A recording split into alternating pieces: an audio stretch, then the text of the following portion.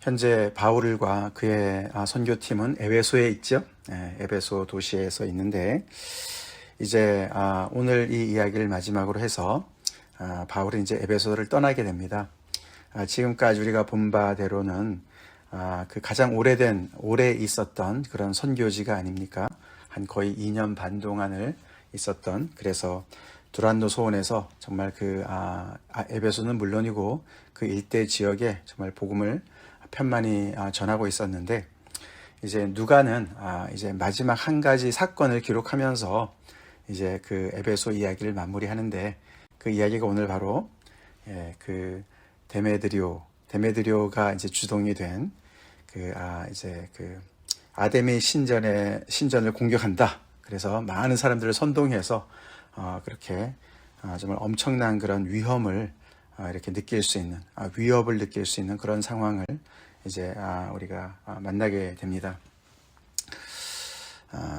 사실 그 도시에 있는 많은 사람들이 동원이 됐던 것 같죠. 거기에 보니까 거기 연극장에 모여서 큰 연극장이 있었다 그럽니다. 거기에 노천극장이 한 2만 5천 명이 들어가는 그런 사이즈의 큰 거기 노천극장이 있었는데, 거기에 그냥 구름대같이 사람들이 몰려들어서 2시간 동안이나 크다 에베소 사람의 아데미여, 그렇게 외치면서 2시간 동안이나 그 많은 사람들이 거기 모여서 그렇게 정말 집회를 하는 그런 사건. 근데 그 많은 사람들이 바울이 전한 복음을 정말 반대하고 그것을 정말 그런 그 앞잡이에 있다고 생각하는 그런 그 바울과 그의 일행들, 그 친구들을 붙잡아서 정말 당장이라도 요절을 낼 것 같은 그런 엄청난 그런 정말 정말 그 시가 정말 완전히 그냥 그렇게 정말 들썩들썩하는 그런 엄청난 사건이었습니다. 정말 큰일 날 뻔했죠. 바울이 그 자리에 있었다면 정말 어떻게 됐을지도 모르겠고, 참 그런 엄청난 사건이 벌어진 것을 이제 마지막으로 기록을 하면서 에베소의 이야기를 끝냅니다.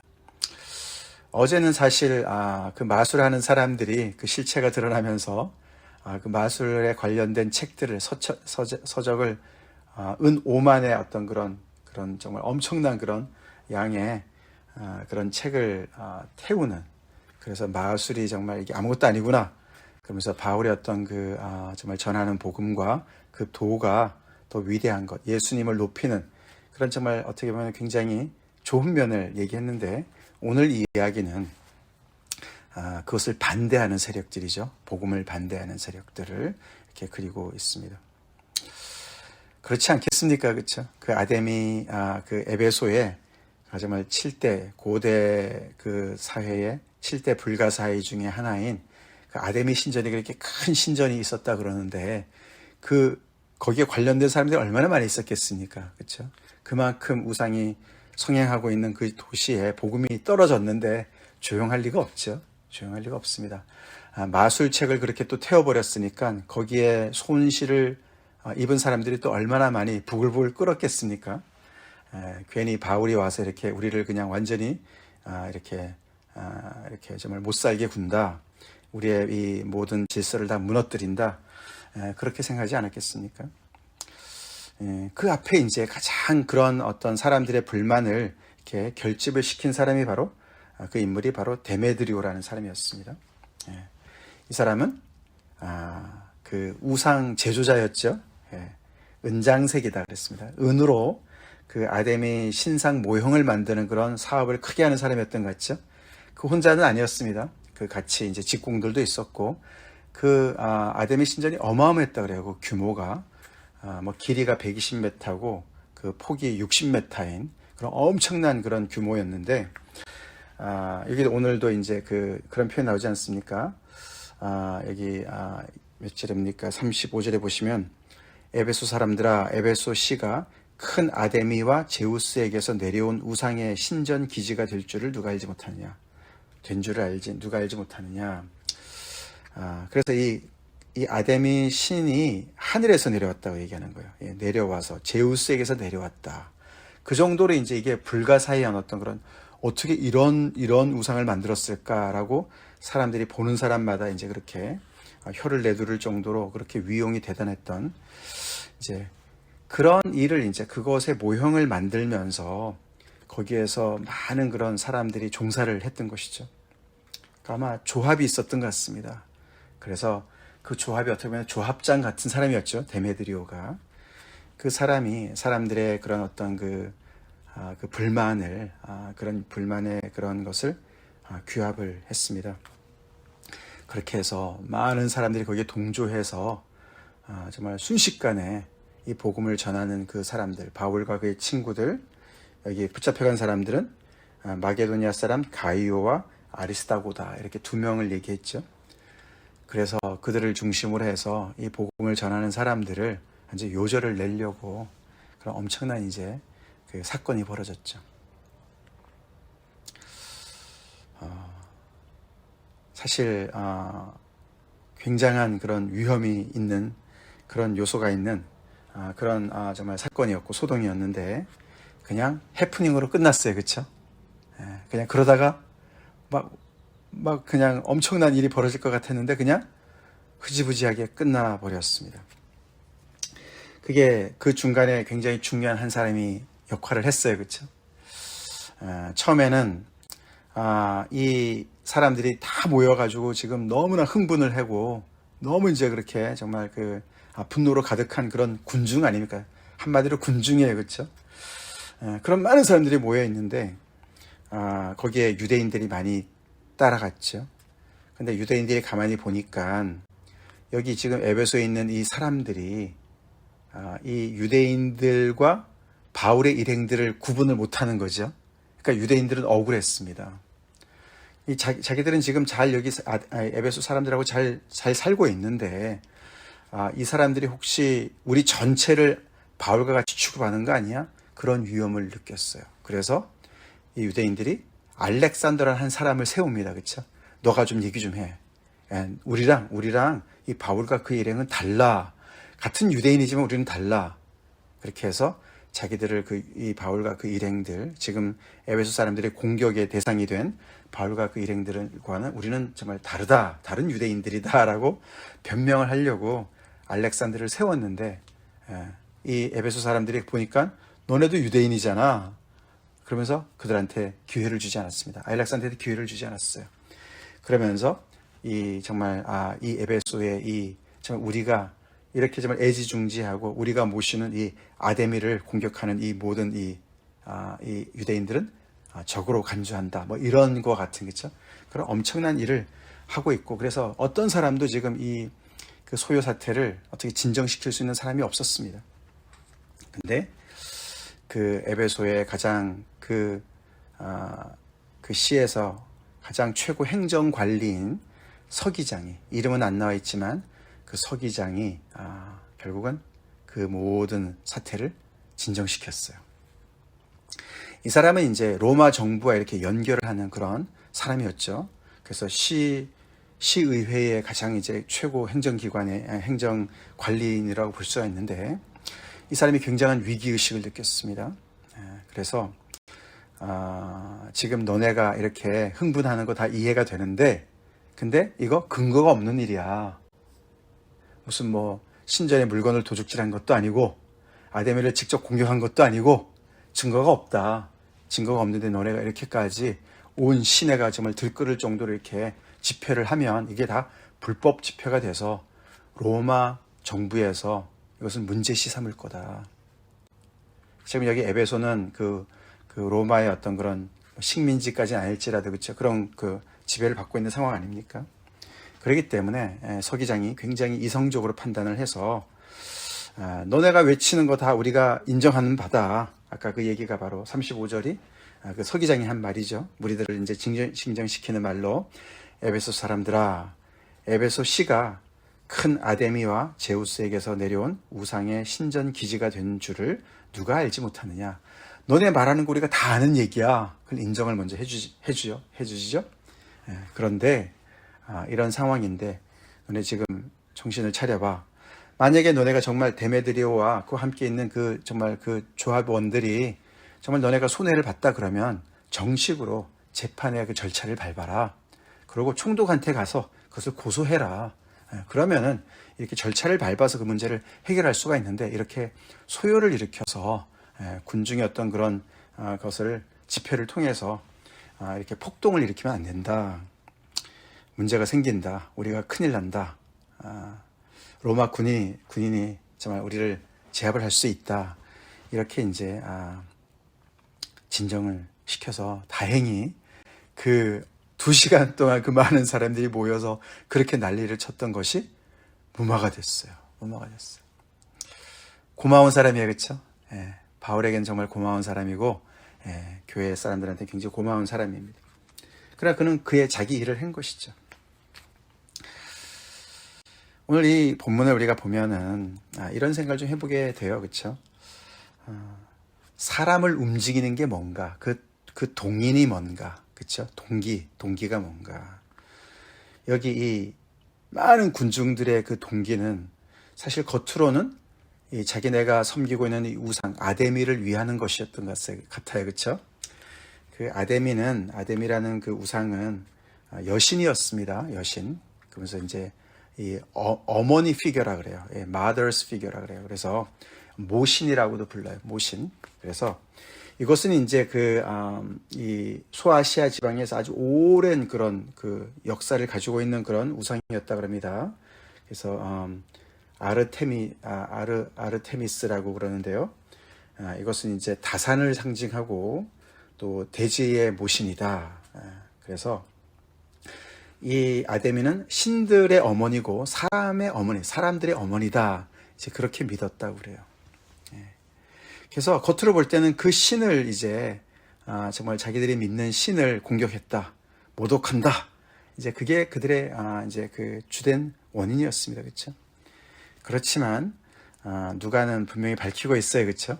그 데메드리오라는 사람의 그 이야기를 통해서 가만히 보면은 26절부터 나오죠. 이 바울이 에베소뿐만 아니라 거의 전 아시아를 통하여 수많은 사람을 권유하여 말하되 사람의 손으로 만든 것들은 신이 아니라 하니 이는 그대들도 보고 들은 것이라. 우리의 이 영업이 천하여질 위험이 있을 뿐 아니라, 그래서 결국은 자기들이 하고 있는 이 지금 우상 제조업이 지금 심한 타격을 받는다. 그래서 결국 우리가 헛된 것을 만들고 있다고 얘기를 하니까 우리의 이 직업이 천해진다. 결국 이제 돈 문제죠. 그러면서 거기다 얹죠. 그죠? 큰 여신 아데미의 신전도 무시당하게 된다. 온 아시아와 천하가 위하는 그의 위엄도 떨어질까 하노라. 그러면서 우리의 영업도 영업이지만 우리의 이 귀한 이 정말 신이, 이 여신이 지금 이렇게 엄청난 그런 모독을 받고 그 위엄이 정말 땅바닥에 떨어지는 상황이다. 그렇게 얘기를 하면서 사람들을 부추겼습니다. 이 사람들을 움직이는 것은 종교심인 것 같지만서도 결국은 이권이죠. 이득입니다. 그렇죠? 자기들의 밥줄이 지금 문제가 생기니까. 그래서 이렇게 수많은 사람들이 순식간에 구름대같이 동원이 된 것이죠. 그렇습니다. 우리의 밥줄과 연결된 거, 그렇죠? 굉장히 사람들을 움직입니다. 그렇죠? 금방 우리는 흥분을 하게 되고 핏대를 올리게 되고 목소리를 높이게 되고 목숨까지 내놓으면서까지 그 일을 위해서 싸우는, 그렇게 사람들을 움직이는 힘이 있습니다. 그게 파워죠. 그렇죠? 파워예요. 그런 경제의 파워, 돈의 파워가 대단합니다. 여기 재미있는 표현이 나오지 않습니까? 그렇게 수많은 사람들이 모였는데 어떤 사람들은 왜 모여있는 거예요? 우리가 이유도 모르는 사람들도 있었다. 그렇게 얘기합니다. 그래서 그 모여있는 사람들을 이렇게 우리가 좀 보면은 이렇게 무슨 이유인지도 모르고 온 사람들도 있지만 정말 앞장서서 막 소리를 지르는 그런 사람들은 어쩌면은 그 사람들 중에는 이 일로 인해서 자기 목숨을 내놓을 수 있는 사람들도 있을지 모르겠어요. 그렇죠? 그렇게 엄청난 그런 정말 이 어른들이, 그렇죠? 다들 어른들 아니겠습니까? 자기의 정말 그런 열정을 다해서 그렇게 열심히 그렇게 변호하고 옹호하는 그것이 바로 이제 이권이죠. 그렇죠? 데메드리오가 불을 지른 것이지만 그 앞에서 정말 그렇게 자기 목숨까지 막 내놓으면서까지 이 문제를 정말 사수하려고 하는, 이 문제를 지키려고 하는 그런 사람들이 있었을 겁니다. 근데 그것이 해프닝으로 끝났어요. 그렇죠? 우리 인생이 그럴 수가 있다 생각이 좀 들지 않습니까? 그렇죠? 우리는 그것이 전부이냐, 그렇죠? 이 사람들은 이게 아담의 신전이 전부라고 생각했던 것 같습니다.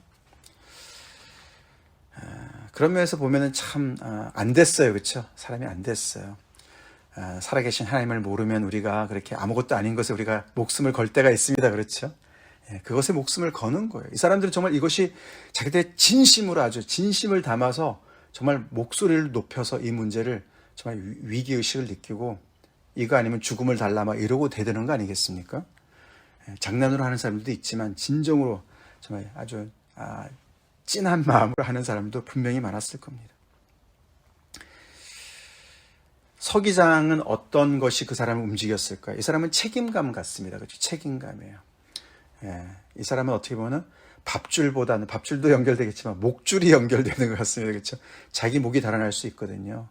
이 자기가 책임을 정말 질 수 있는 그런 상황이거든요. 그러니까 그 책임의 어떤 게 가장 높은 그런 책임자로서 이 문제를 목숨을 걸고 해결하는 거예요. 그렇죠?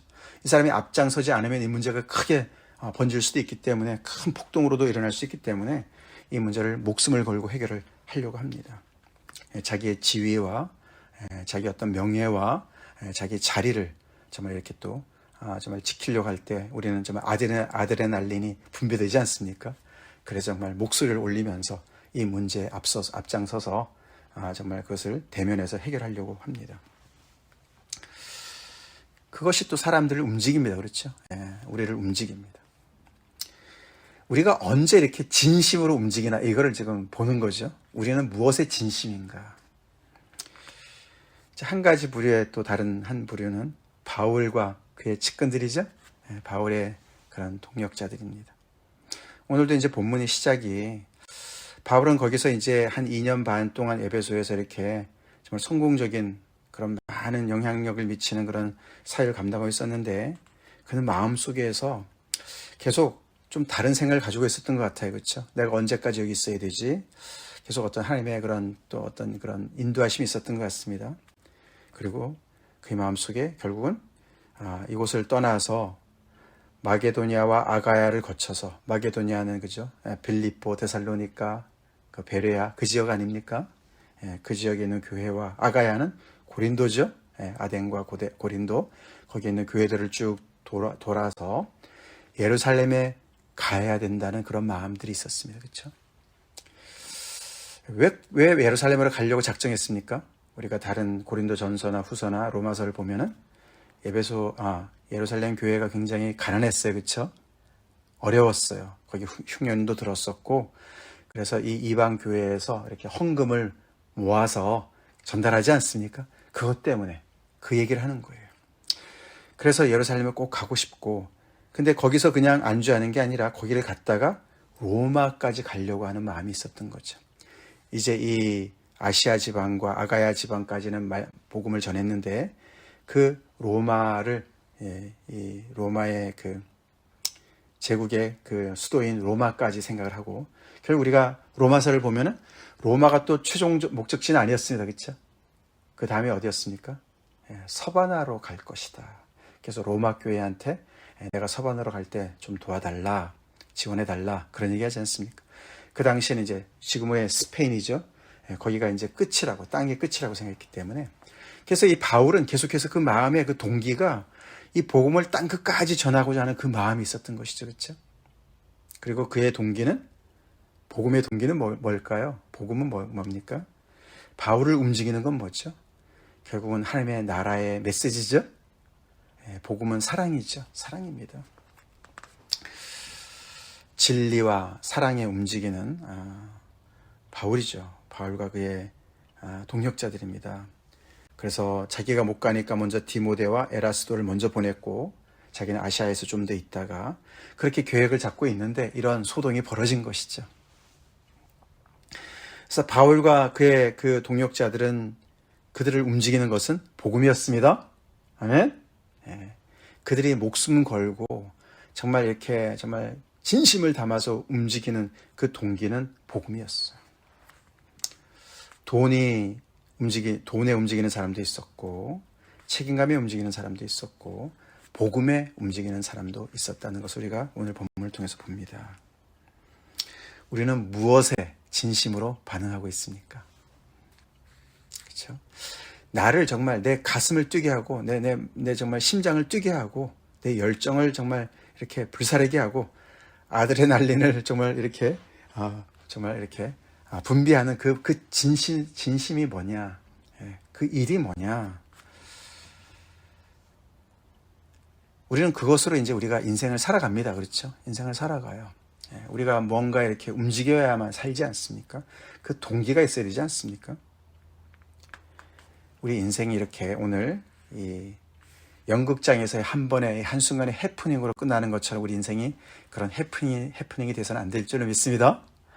뭐가 대단한 일이 벌어진 줄 알았는데 나중에 보니까 남는 게 하나도 없어요. 그렇죠? 대단하고 요란한 것 같은데 뭔지도 몰라요. 이유도 잘 몰라요. 근데 사실은 가만히 보니까 그게 그냥 먹고 사는 문제였어요. 그렇죠? 근데 바울은 그렇지 않았습니다. 살아계신 하나님이죠. 살아계신 하나님, 천지를 지으신 하나님께서 아들을 통해서 이루어 놓으신 진리의 영원한 진리의 복음 때문에 그가 그렇게 정말 움직이는 사람이었습니다. 영원히 있는 그 가치를 위해서 살았던 사람입니다. 우리 복음에 움직이는 사람들로 삽시다. 아멘. 영원한 그 진리의 말씀, 영원한 하나님의 그 정말 유일하신 그 참 진리된 그 복음을 위해서 우리가 움직이는 사람들로 살자고요. 그것이 우리를 움직이게 합시다. 그래서 우리 마음속에도 계속해서 정말 이 복음이 어떻게 정말 전달되어야 되고 어디까지 전파되어야 되고 또 교회를 향한 그런 염려와 성도들을 향한 염려와 이런 것들이 계속해서 우리한테 또 새로운 동기를 주고 힘을 주고 아멘? 에너지를 주고 모이더라도 그런 것 때문에 모여야지 이렇게 이유도 모르고 말이죠. 그냥 자기네 밥줄을 위해서 목줄을 위해서 그것 때문에 그냥 핏대를 올리는 그런 세상 사람들과 거의 별반 없는 다름이 없는 그런 동기로 우리가 살아서는 안 되죠. 복음이 우리를 진심으로 움직이게 합시다. 복음에 우리가 진심으로 정말 반응하는 사람들로 삽시다. 다 같이 기도하시겠습니다. 하나님, 오늘도 계속되는 사도행전의 말씀을 통해서 에베소에서 벌어진 큰 소요 사태를 우리가 보면서 인간들의 모습을 보게 됩니다. 주님, 참 그들은 그것이 진심이었습니다. 참 하나님을 모르는 참 인생이 얼마나 불쌍한지요. 우리도 그렇게 불쌍한 인생을 살았습니다. 이 고귀한 생명을 정말 아버지 참 한순간에 해프닝밖에 안 되는 그런 것에 목숨을 걸 때가 많이 있었습니다. 주님, 이제는 우리에게 영원한 주님의 복음을 알려주셨사오니 이 진리를 위해서 우리가 그렇게 진심으로 살아가게 하여 주시옵소서.